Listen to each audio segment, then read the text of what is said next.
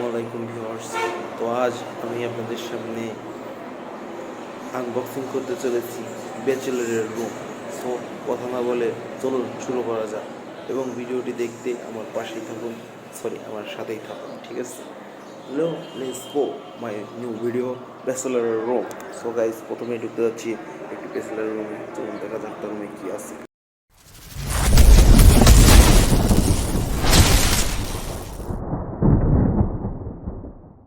So guys, এখন দেখুন আমি একটি ব্যাচেলার রুমের সামনে চলে এসেছি।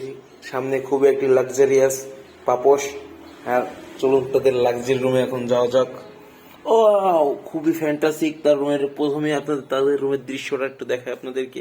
দেখুন গাইস, এখানে কিছু ব্যাচেলার আছে, তারা খুবই পিচেস। দেখুন গাইস কি অবস্থা রুমের।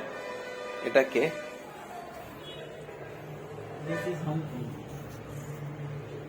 সে একজন হংকং প্রবাসী গাইস, ঠিক আছে?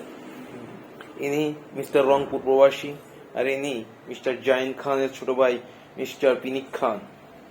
হ্যাঁ গাইস, দেখুন তাদের রুমটি খুবই সৌন্দর্য।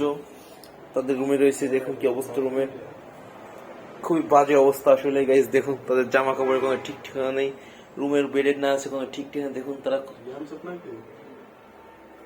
আমি গেম খেলবো।